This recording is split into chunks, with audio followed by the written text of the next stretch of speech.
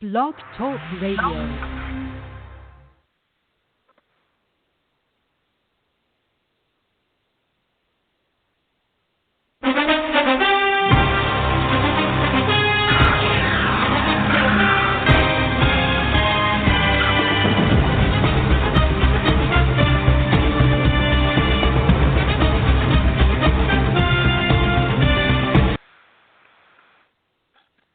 What's going on, everybody? This is Nickgill with CT Radio. I'm your host, Nickgill, as you probably guessed.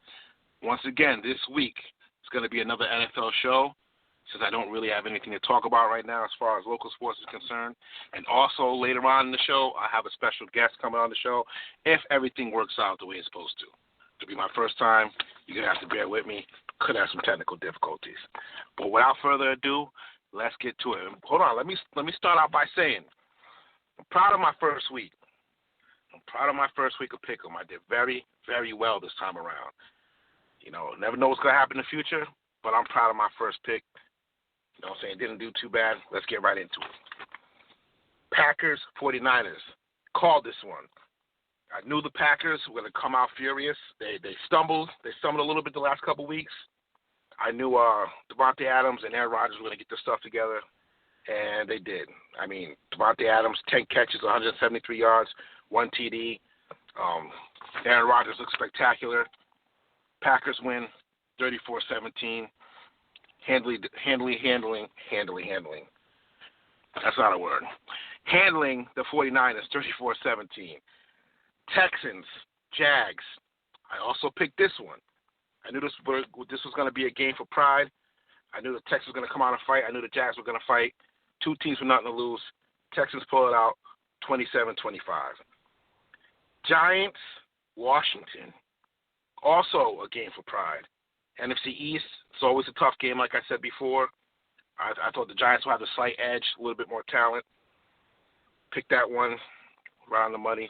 Giants 23, Washington 20. Colts, Ravens. This is where I was wrong. Colts had fast enough linebackers to corral Lamar Jackson. I was wrong. He didn't have a great first half, but he came out in the second half and he did his thing and he led the Ravens to a victory. Overall, wasn't that great of a game. Either way, Phillip Rivers didn't play that good of a game either. Ravens win 24-10. Lions, Vikings. I picked this one. Vikings they're on their way up. I know the record doesn't indicate it, but at 2-5, the Vikings could very well make the playoffs. The NFC North is not other than the Packers. It's not a great division. The Bears, I'll get into that later. I'll discuss that later. That's why I don't pick my own team. Too much emotions going on. So yeah, Lions, Vikings. This was a you pick 'em, but I picked the Vikings. I knew they would come out on top. And they did 34-20. Now, Panthers, Chiefs. I was on the money with this one. I said it would be closer than what people thought it would be.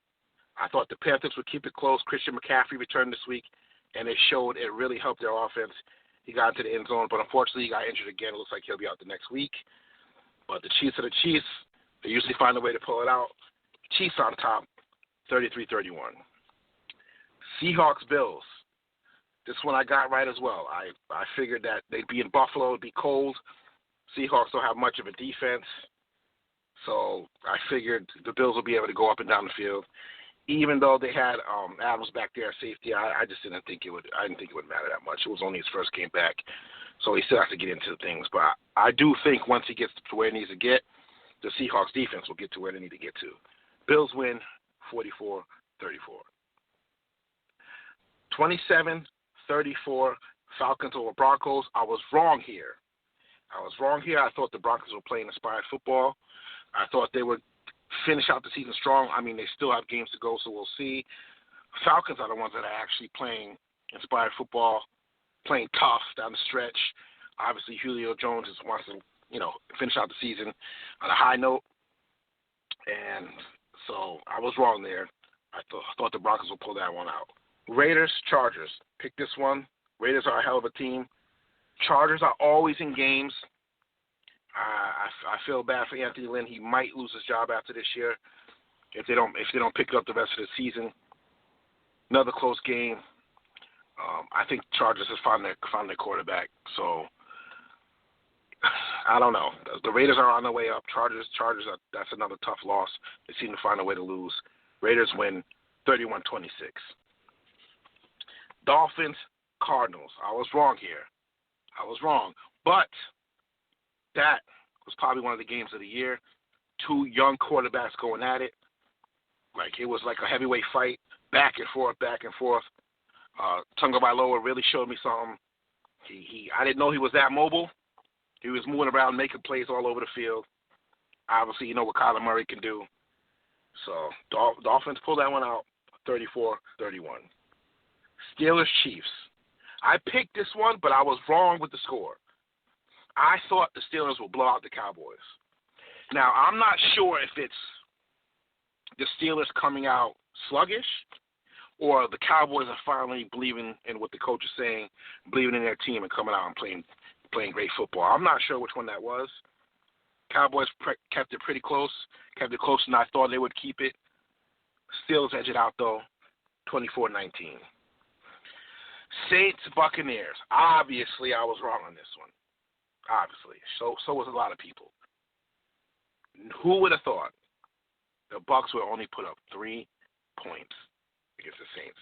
The Saints, that defense showed me something. I didn't know the Saints had that kind of defense. A lot of it was miscommunication. A lot of it was turnovers on the part of Tom Brady, who did not look good. Breeze looked like the better quarterback. It wasn't even close. This one was over at halftime. What a shocker. I did not see this one coming. I was totally off on this one. Saints with the win, 38-3. Jets, Pats. Patriots. I was wrong on this one. Actually, no. I did pick this one. I thought the Pats would be a little better after a couple weeks back with Cam Newton. I thought they would come out and play good football. They did not do that right away. They actually looked pretty bad in the first half. The Jets stayed around, kept it a close game the whole game. It shouldn't have gone out that way.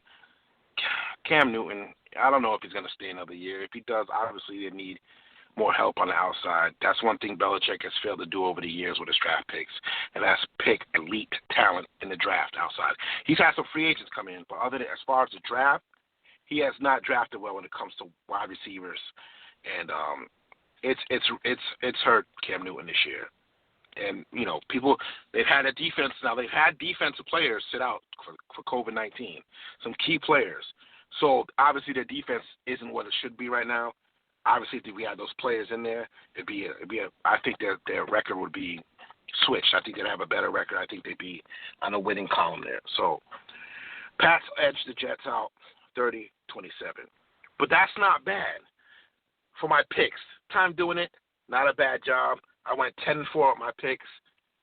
I know it seems like I'm giving myself a pat on the back, but for my first time, that's not bad. I'll do this again for next week, but 10-4, I'll take it. I'll take 10-4. Now back to the Bears.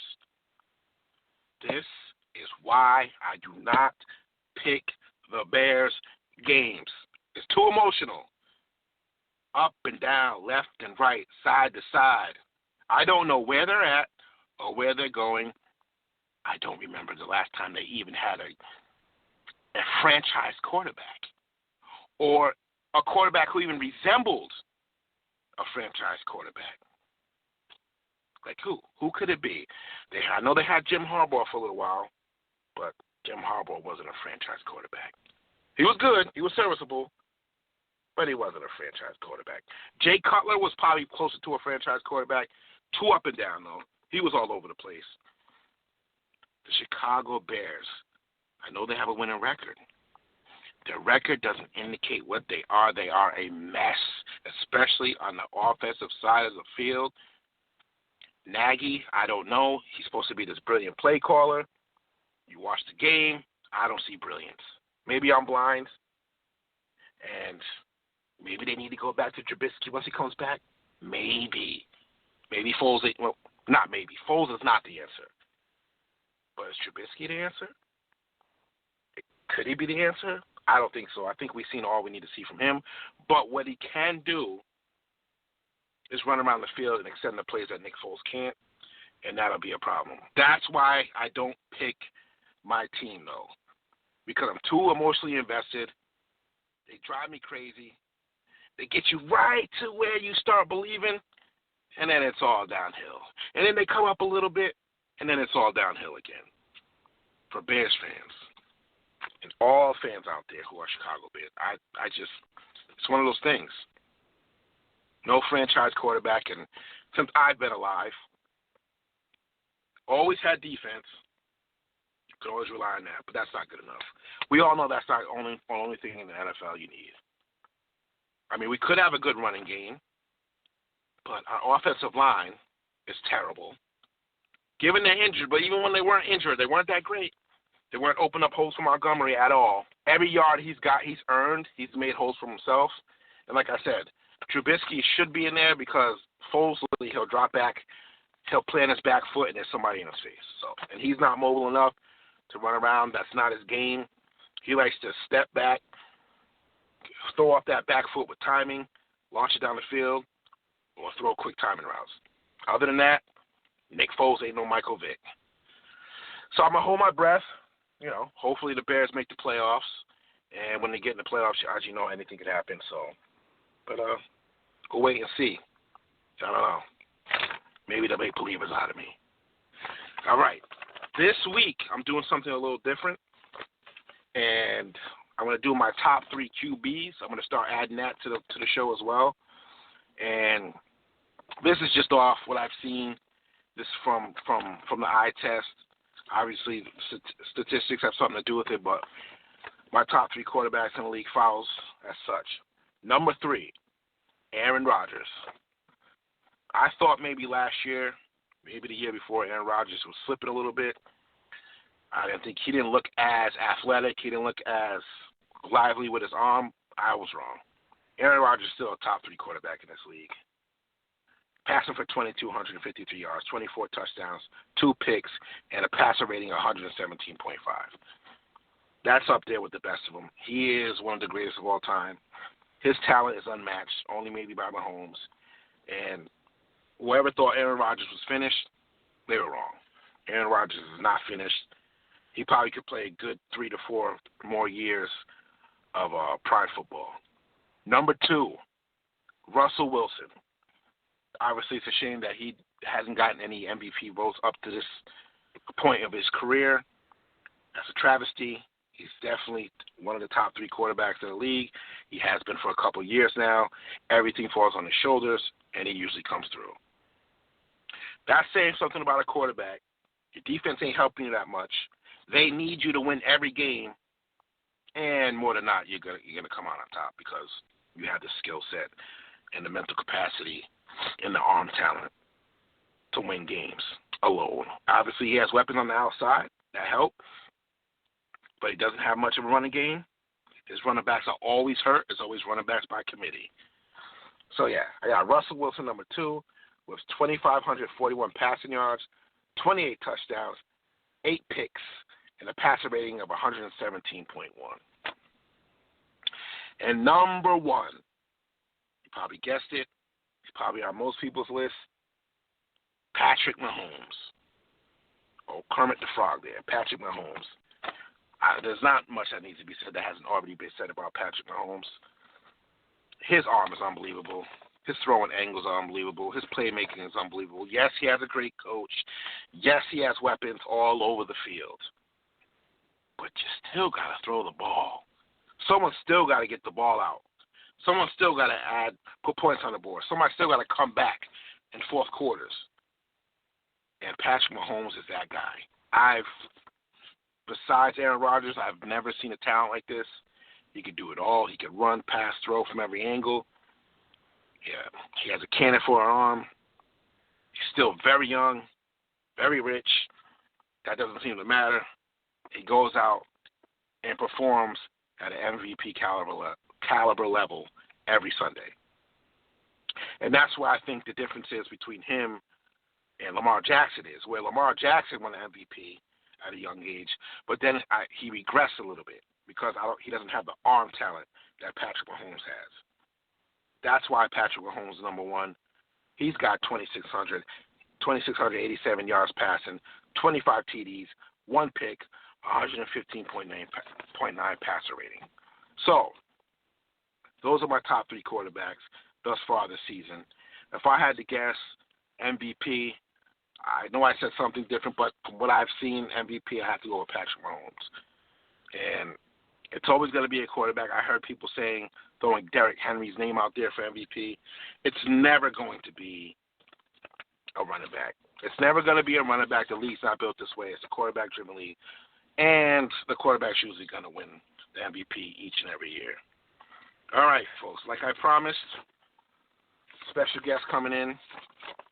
Some of you probably know him. Good friend of mine.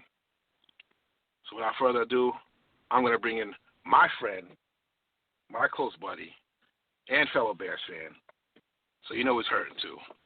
Brian Wellington. Hey, Brian, you there? What's going on? I am here. How are you, sir? Good. Welcome to the show. Thank you so much for having me. I appreciate it. Absolutely. So what I want to do is I'm going to throw a couple questions at you. You know, we're both Bears fans. We both grew up in agony, besides 85. 06, we got real close. I'm just going to throw a couple questions on you and see what you think. Absolutely. All right. So, first question. I think I already know the answer to this, but I'm going to ask you anyway. Trubisky or Foles? What do you think? Without a doubt, Trubisky. The line, unfortunately, isn't very good. We need a more mobile quarterback back there.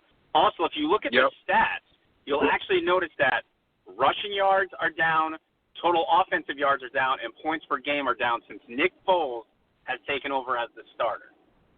And that's true. That is true. And what I thought was, I think I made the mistake of, I like offense. So when I seen Foles getting the ball downfield, I think I made a mistake of, he's the guy. He can get the ball downfield. He'll make all the plays. But he's running in quicksand. He cannot move back there. And I think Trubisky, I can't come around to Trubisky. I think this year, I'll talk about that next year, but this year I think he'll be the one to lead us down, maybe get us into the playoffs. Agree?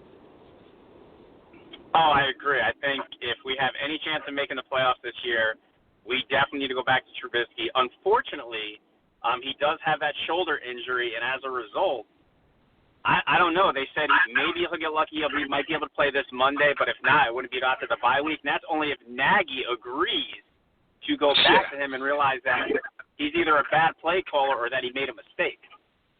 You're right.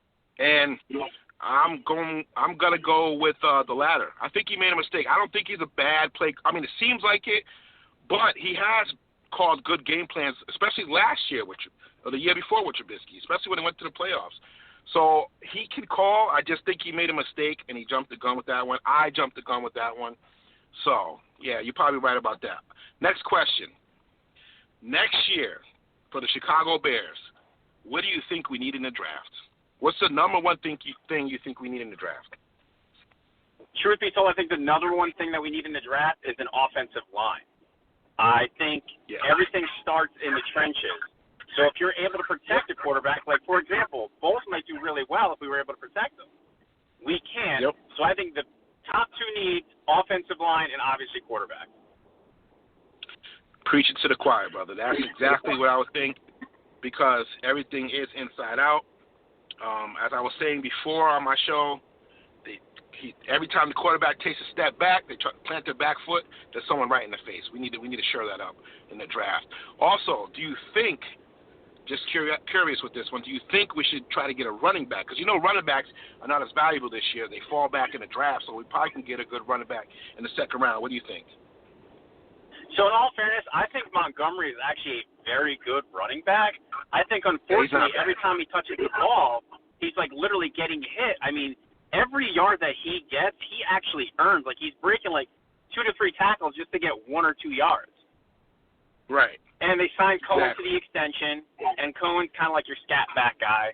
So, honestly, I think that maybe later in the round, maybe in the 5th or 6th round, you can look at a flyer and running back, but definitely not earlier than the 5th, in my humble opinion. All right. I'm going to switch it up on you. I'm going to go to a different team, a different game. What did you think about that Saints-Bucks game? It was nothing like I called it. I was way off. I didn't see that coming.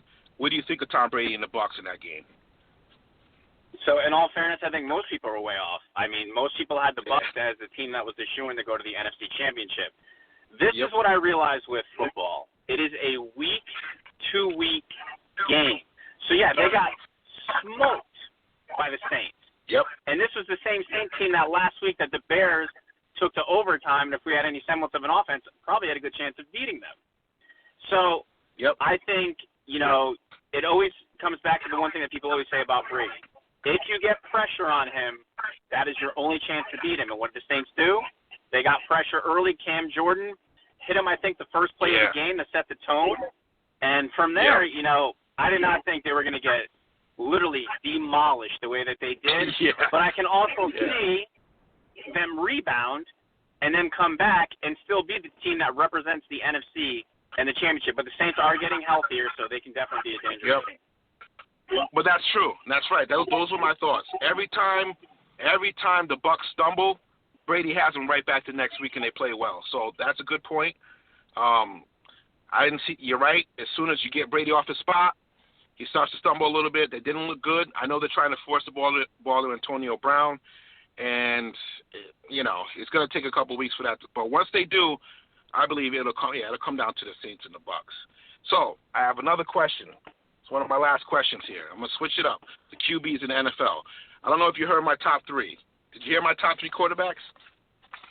I got your number 1, who you said is Patrick Mahomes. I apologize. Who did you have as number 2 and 3? Number 2, I had Russell Wilson, and number 3, I had Aaron Rodgers.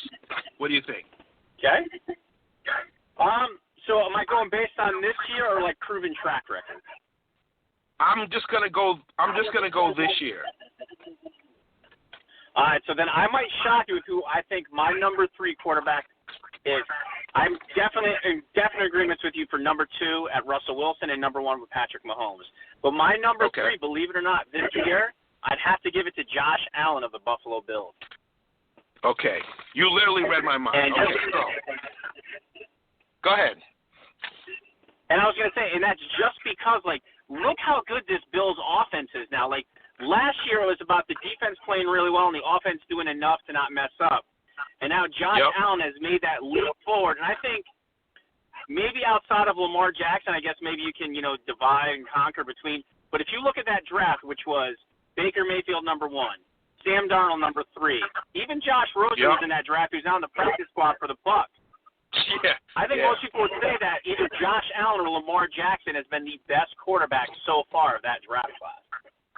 Absolutely, and it's funny that you said Josh Allen because I was going to bring him up as my 4th quarterback. Everybody was like, he started off strong. Oh, he's not the quarterback I thought he was going to be because he had a couple mediocre games. Let me tell you something. Josh Allen is the real deal. He has all the tools. He's deceptively fast. I did not know he was that fast. Obviously, he has a cannon for an arm. Obviously, he can fit it in tight windows, and he has a winning instinct. So we're in agreement there. And, there's not really much to say about that. So, and playoffs if you look are coming at up. it too, the bad games. Go ahead. Sorry, the bad games that he had. If you look at those games, it was all played in bad weather. It was very windy and very rainy. So I mean, look. Granted, did Mahomes do much better in that Bills game than he did? Yeah, but Mahomes wasn't lights out in that game either. And that's the scariest thing about the Chiefs, that Mahomes does not even need to play his best, and the Chiefs can just beat you. and that's the thing with that. And that's why I called that Seahawks game like that, because I knew that I had the the Bills beating the Seahawks, because I knew inclement weather, it's a little different. Buffalo's used to playing in that kind of weather. I know Seahawks, I know over there in Seattle, it's rainy, but you got the rain and you got the wind and you got the cold weather. The Bills are built for that, man. And I knew that would be a problem for the Seahawks, and it was. So, it was. Yes, it was. So, talk about a complete game from the Bills last week. The Bills looked incredible last week in that Seahawks game. Talk about a complete game. They just dominated from the start of the whistle. They did. And We got a lot more NFL to go. You know, we still got the playoffs coming up. It's a little weird because of COVID-19. Hopefully they'll be able to finish the season. I think they'll be able to finish the season. With this COVID-19 situation, though, do you see us getting to a Super Bowl? Unbelievably great question. To answer that, I mean, I do medical device sales for a living, so I'm constantly in the medical world. And basically, the cases continue to rise. So question, I'm hopeful, but if the cases continue to rise at the rate that they are, I mean, as you see, every week, some practice player, some coach, some player, they get COVID-19. I think eventually, unfortunately, it may get to a point, and I think I can be in agreement with this or not. When you go to that Super Bowl, like usually it's like the experience, like they have, you know, the entire week where they're doing different events and things of that nature for fans. So what will the Super Bowl be like if there's really no fans there? I'd love to see a game because, you know, I really enjoy watching football. Best sport out there. But with the cases rising, I'm not sure. If we get to Week 14, I think we can. But if we don't get to Week 14, it's not going to happen. Yeah, it's going to be tough. Just this whole year, it's just been rough for anybody. But my brother, we had made history. You are the first caller into CT Radio with Nickgill. I appreciate you. You will be on my show again. And thank you for calling in, man. I really appreciate it. A good insight. Thank you. I'm honored to be the first person on, so thank you for allowing me to join your amazing show. All right, man. I'll talk to you on Sunday. Sounds good. Take care. Sounds good. All right. Take care.